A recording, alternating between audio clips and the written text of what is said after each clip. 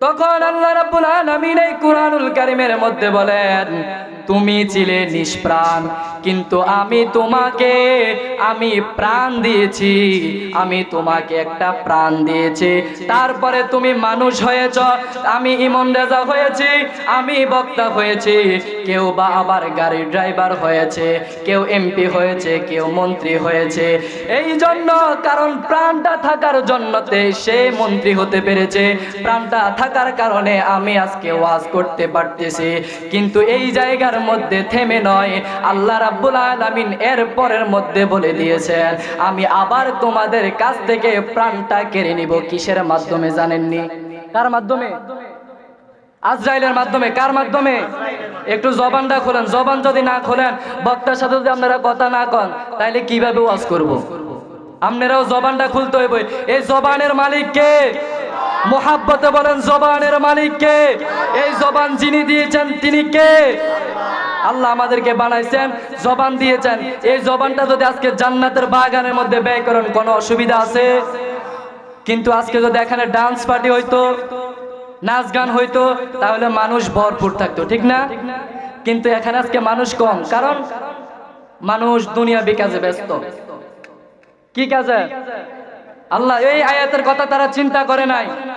আল্লাহ রাব্বুল আলামিন বলেন, আমি তারপরে কি নিয়ে নেব? তোমাদের প্রাণ নিয়ে নেব। তোমরা ছিলে কোথায়? আলমুল মারওয়াত। কোথায় ছিলাম? আমরা রুহের জগতে ছিলাম। কোথায়? আল্লাহ রাব্বুল আলামিন বলেন, আমরা সবাই রুহের জগতে ছিলাম। তারপরে কোথায় আসলাম? তারপরে আমাদের বাবার কাছে আসলাম, যে কোনো মাধ্যমে বীর্যপাতে। এরপরে আমাদের মায়ের রেহেমের মধ্যে গেলাম।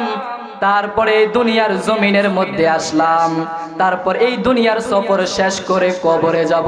ওই কবরের সফর শেষ হইব? কবরের সফর শেষ হইব? এই কবরের সফর শেষ হবে না।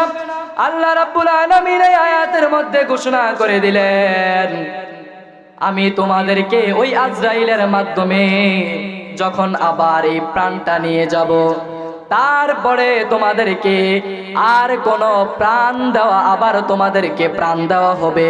কিন্তু ওইবার প্রাণ দেওয়ার পর আর তোমাদের কাছ থেকে প্রাণ কেড়ে নেওয়া হবে না। প্রথমবার আমাদেরকে প্রাণ দিয়েছেন আল্লাহ রাব্বুল আলামিন। প্রথমবার আমাদেরকে প্রাণ দিয়েছেন কেন জানেননি? ওয়ামা খালাকুতুল জিন্না ওয়াল ইনসা ইল্লা লিয়াবুদুন। আল্লাহ রাব্বুল আলামিন এই মানব জাতিকে এবং জিনকে শুধু সৃষ্টি করেছেন একটা কারণে, শুধু আমার আল্লাহ রাব্বুল আলামিনের ইবাদত করার কারণে। কিন্তু আমরা দুনিয়ার জমিনে আইসা টাকার পিছনে পইরা গেছি, ব্যবসার পিছনে পইরা গেছি, কেউ সুদে ব্যস্ত, কেউ ঘুষে ব্যস্ত হয়ে গেছি, কেউ গীবতের পিছনে আমরা ব্যস্ত হয়ে গেছি। কিন্তু আমাদের আল্লাহ রাব্বুল আলামিন আমাদেরকে এই প্রাণটা দিয়েছেন আল্লাহর ইবাদতের মাধ্যমে কাটানোর জন্য। কিন্তু আমরা এটা করি নাই। ওই যখন আমাদের হায়াতটা ফুরিয়ে আসবে, আজরাইল আলাইহিস সালাতু ওয়াস সালাম যখন আমাদের রূহটা হরণ করে নিয়ে চলে যাবে, এরে বাবা, তারপরে যখন আবার প্রাণটা দিবেন, ওইবার প্রাণ দিবেন আমাদেরকে দুনিয়ার জমিনে কি করছো না করছো হিসাব নেওয়ার জন্য। কি নেওয়ার জন্য? পরীক্ষার হলে, অর্থাৎ আমরা 2 বছর 9, 10 পড়ি, তারপর একটা এসএসসি পরীক্ষা হয়, দাখিল পরীক্ষা হয়। আমরা সারা বছর পড়ি কি জন্য? জানার জন্য। কিন্তু 3 ঘন্টার একটা পরীক্ষা নেয়। কয় ঘন্টার? 3 ঘন্টার পরীক্ষা নেয় কি জন্য? তুমি 2 বছরে কি শিখছো এটার হিসাব নেওয়ার জন্য, ঠিক না? এই 2 বছরে কি শিখছো এটার হিসাব নেওয়ার জন্য। 2-2.5 মাস পরে এটা রেজাল্ট দেয়। যার রেজাল্ট যেমন তার ভিতরে এলেম তেমন। কিন্তু আমাদেরকে প্রথমবার প্রাণ দিয়েছে কেন? ইবাদত করার জন্য। তারপর প্রাণটা নিয়ে গেছে, আবার কবরের ভিতর আমাদেরকে প্রাণটা দিবে। ওইবার কি জন্য আমাদেরকে প্রাণ দিবে? শুধু আমাদেরকে হিসাব নেওয়ার জন্য। ওই হিসাবের কথা কেউ চিন্তা করে না। চিন্তা যদি করতো, আজকে এনে আসার নামাজে পুরাটা জায়গা পুরে যেত, ঠিক না? ঠিক কি না? একটু জবানটা খোলেন বাবা, একটু মুহাব্বতে পড়েন আল্লাহুম্মা।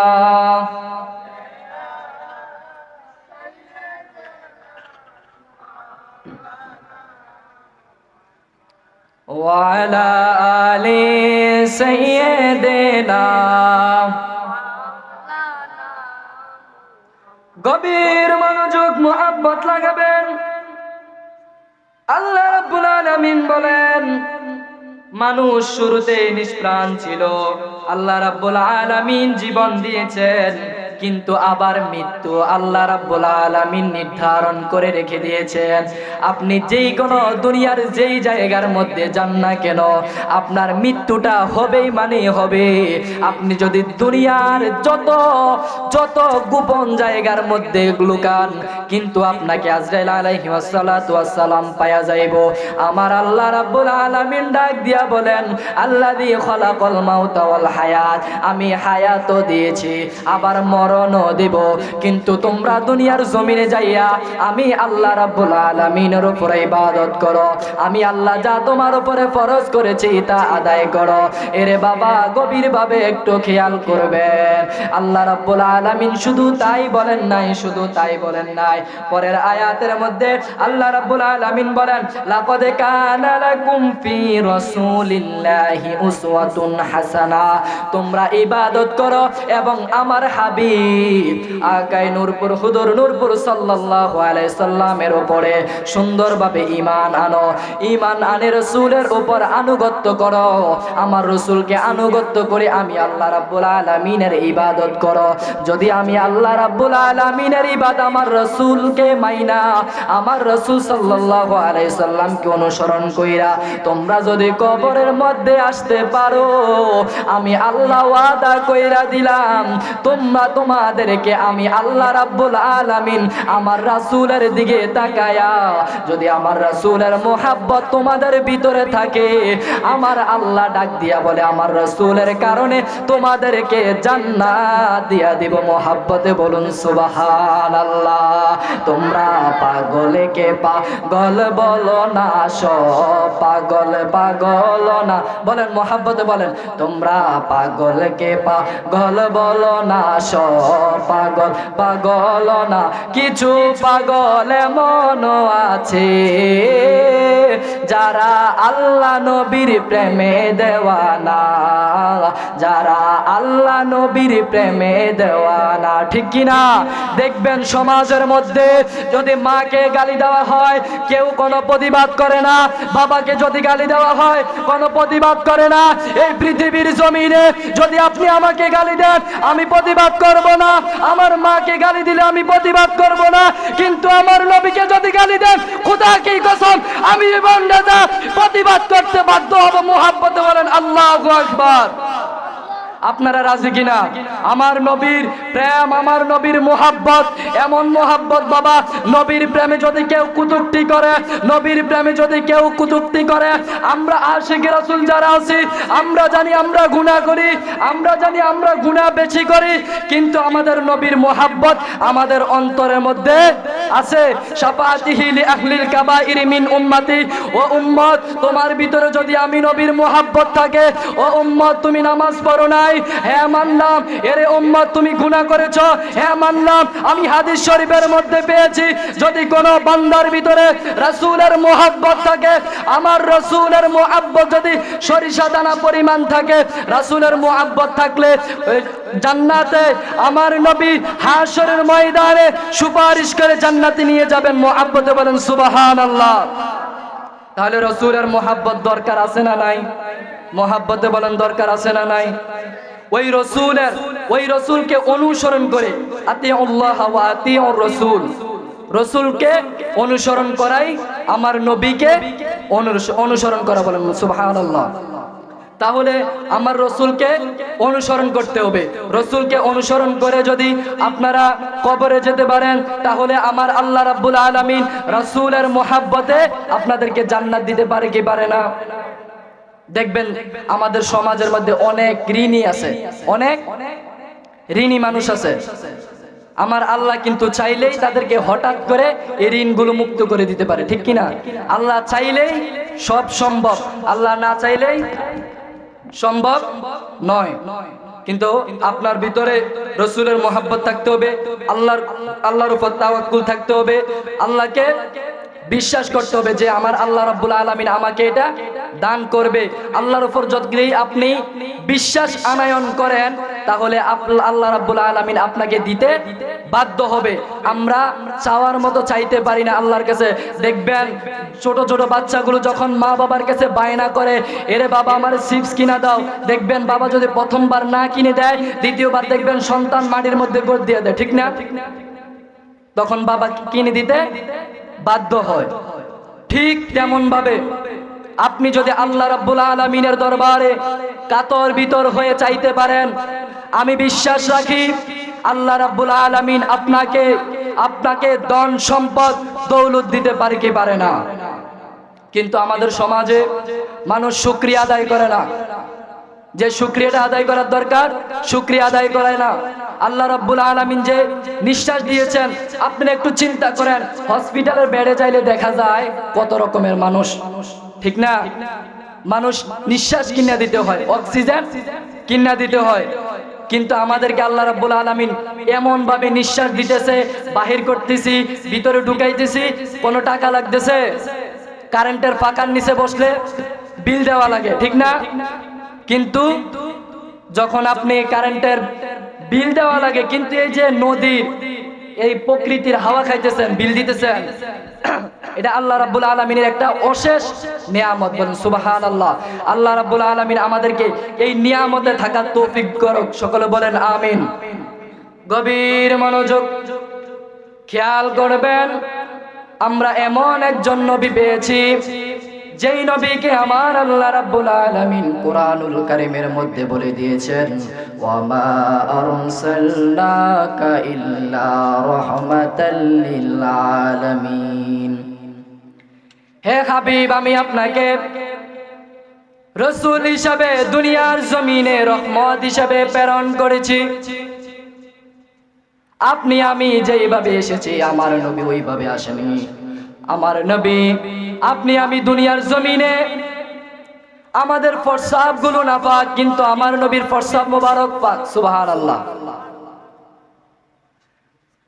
এ বাবা, তা আমরা এমন একজন নবী পেয়েছি যেই নবী জীবনে কোনোদিন নিজের জন্য কান্না করে নাই, যেই নবী জীবনে কোনোদিন নিজের মেয়ে মা ফাতেমার জন্য কান্না করে নাই, হাসান হুসাইনের জন্য কান্না করে নাই, সারাটি জনম শুধু ইয়া রাব্বি হাবিলি উম্মতি উম্মতি বলে চিৎকার করে দিয়ে গেছেন। আমার নবী এমন ভাবে জানায়া দিয়ে গেছেন, এরে উম্মতের দল, আমি নবী শুধু তোমাদের কে জান্নাতে নেওয়ার জন্য, ভালো পথে নেওয়ার জন্য আমি নবী এই দুনিয়ার জমিনে যুদ্ধ করে গিয়েছি।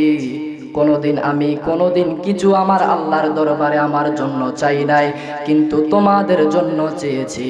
অন্যান্য নবীদের সময় নির্দিষ্ট একটা স্থান ছিল নামাজের, কিন্তু যখন আমার নবী আপনার নবীর কদম মোবারক এই বাংলার জমিনে পৃথিবীর জমিনে যখন পড়েছে, আমার আল্লাহ রাব্বুল আলামিন ডাক দিয়া জানায়া দেন, এরে হাবিব, আমি এই দুনিয়ার জমিনের সব জায়গার মধ্যে আপনার উম্মতদেরকে নামাজ পড়ার জন্য অর্ডার করে দিয়েছি। সুবহানাল্লাহ। এটাও একটা নিয়ামত। এটাও কি?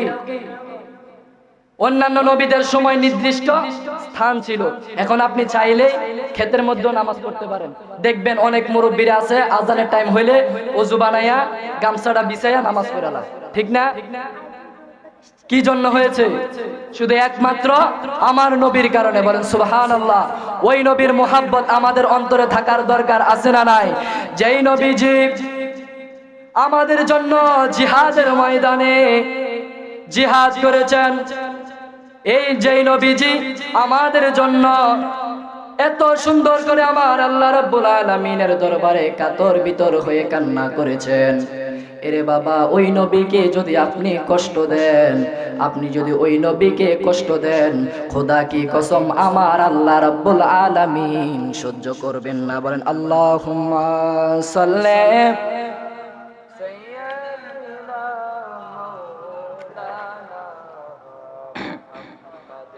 وعلى آل سيدنا আপনারা কিপটা, আপনারা কিটা কিপটা, কি লেগে কইছি কইতে পারবেন?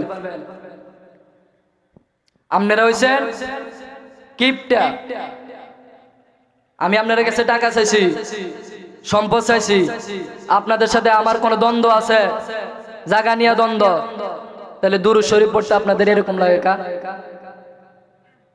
একবার যদি দুরূদ শরীফ পড়েন, হাদিসে মুবারকার মধ্যে আছে কোন উম্মত যদি একবার দুরূদ শরীফ পড়ে তার 10টা গুনাহ মাফ হয়ে যায়। সুবহানাল্লাহ। 10টা নেকি তাকে তার আমলনামার মধ্যে লিখে দেওয়া হয় এবং তাকে 10টা মর্যাদা বৃদ্ধি করে দেওয়া হয়। বলেন সুবহানাল্লাহ। আমি আজকে এই জায়গার মধ্যে আলোচনা করব, কোনো প্রিপারেশন নাই, কিন্তু এই জায়গার মধ্যে যিনি এনে বসিয়েছেন তিনি কে? এটা আমাদের নিয়ামত, এটা আমার নিয়ামত। আমি এই জায়গার মধ্যে বসতে পেরেছি, এটা মর্যাদা। কারণ দুরূদ শরীফ যদি একবার পড়েন, আমার নবী আপনার নবীর দরবারে ফেরেশতাদের মাধ্যমে আমার নবীর কাছে যখন এই দুরূদ শরীফের হাদিয়াগুলো যায়, এরে বাবা আপনি যদি গোসপা থেকে বিজরা বাজার যান, একবার দুইবার তিনবার যদি একই ড্রাইভারের কাজ দিয়ে, একই ড্রাইভারের গাড়ি দিয়ে যদি আপনি যান, ওই ড্রাইভারের সাথে আপনার একটা সম্পর্ক হবে। যদি আপনি মারা যান, ওই ড্রাইভার অন্তত পক্ষে সময় পাইলে জানাজার নামাজে আসবে। কিন্তু আপনি যদি প্রত্যেকদিন 100 বার দুরূদ শরীফ পড়েন, আমার নবী আপনার নবীর দরবারে ফেরেশতারা যায় হাদিয়া পাঠাইবো, ইয়া রাসূলুল্লাহ, ইয়া হাবিবাল্লাহ, নবী গো, ও মায়ার নবী, গোসপা থেকে আপনার উম্মত আপনার জন্য হাদিয়া পাঠাইছে। আমার নবী হাদিয়াগুলো গ্রহণ করবে। যখন আপনি মারা যাবেন, আমার নবীর দরবারে যখন আর কোনো হাদিয়া যাবে না, হাদিয়া যাবে না, আমার নবী ডাক দিয়া বলবে, রে ফেরেশতারা, ওই গোসপার জমিন থেকে আমার একটা উম্মত ছিল, প্রত্যেকদিন 100 বার দুরূদ শরীফের হাদিয়া পাঠাইতো, কিন্তু আজকে ওই উম্মতটার কি হয়েছে? ওই ফেরেশতারা কান্না করতে করতে বলবে, ইয়া রাসূলুল্লাহ, ইয়া হাবিবাল্লাহ, নবী গো, ও মায়ার নবী, আপনার উম্মতটা তো মারা গেছে। আমার নবী ডাক দিয়া বলবে, এ ফেরেশতা তুমি কেন কান্না করো? এবার ওই ফেরেশতা বলবে, ইয়া রাসূলুল্লাহ, ওই হাদিয়াগুলো আনতে আমাদের কত ভালো লাগতো। আমার নবী ডাক দিয়া বলে, এরে ফেরেশতার দল, আমার ওই উম্মতটা আমার উপর দুরূদ শরীফ পড়তো, আমি নবীর দিদার পাওয়ার জন্য, আমি নবীর মুহাব্বত পাওয়ার জন্য, কিন্তু আমি নবীর দিদার পাই নাই, আমি নবীর দিদার পাই নাই। আজকে আমার উম্মতটা মারা গেছে, আজকে আমার উম্মতটা আমার কাছে আসা লাগবে না, দিদার লাগবে না, সরাসরি আমি নবী আমার উম্মতের সাথে সাক্ষাৎ করব মুহাব্বতে। বলেন আল্লাহু আকবার। তাহলে দুরূদ শরীফ পড়ার দরকার আছে না নাই? তাহলে আপনারা তো পড়েন না। এবার বুঝছেন দুরূদ শরীফের ফজিলত কি? দুরূদ শরীফের আরো অসংখ্য ফজিলত আছে, দুরূদ শরীফের আরো অসংখ্য ফজিলত আছে, কিন্তু সব সময় সদা সর্বদাই দুরূদ শরীফ পড়বেন, ইস্তেগফার পড়বেন। আপনারা যদি সব সময় দুরূদ শরীফ পড়েন, কলবটা তাজা হবে, ইস্তেগফার পড়বেন, তওবা করবেন।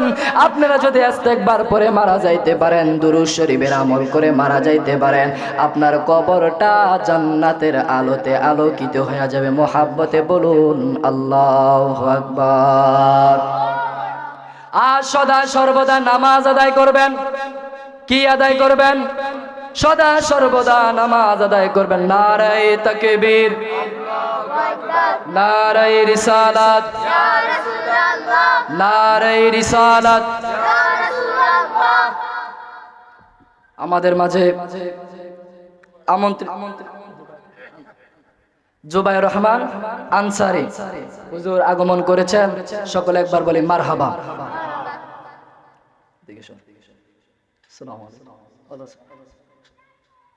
যাই হোক, আমার প্রিপারেশন ছাড়া আমি আলোচনা করেছি, আর সামনে বাড়াই না, যেহেতু আপনাদের সামনে আমি এই এলাকারই সন্তান, এই এলাকারই সন্তান, হয়তো অনেকে চিনেন, অনেকে চিনেন না। তা আপনাদের সামনে অল্প কিছুক্ষণ কথা বলেছি, হুজুর আসছে, আমরা তো এই এলাকারই, আবার সময় পাইলে আপনাদের সামনে আসব, যেহেতু হুজুর আমন্ত্রিত মেহমান। হুজুর আসছেন, আমি ভদ্রতার খাতিরে আর সামনে না বাড়িয়ে আদবে আমি এই জায়গার মধ্যে আমার মাইক ছেড়ে দিতেছি। যদি আমার কথায় কেউ কষ্ট পেয়ে থাকেন তাহলে আমাকে সকলের সন্তান বা নাতি এরকম মনে করে ক্ষমা করে দিবেন, বলেন আমিন। আর সদা সর্বদা প্রত্যেকে নামাজ পড়বেন, জিকির করবেন, এগুলো যদি কইরা কবরে যাইতে পারেন তাহলে আশা করা যায় আমরা জান্নাতে যাইতে পারবো। এ বলে আমি আমার সংক্ষিপ্ত অগোচর আলোচনা এখানে শেষ করছি। ওমা আলাইনি দাল বালাগ। আসসালামু আলাইকুম ওয়া রাহমাতুল্লাহি ওয়া বারাকাতুহু।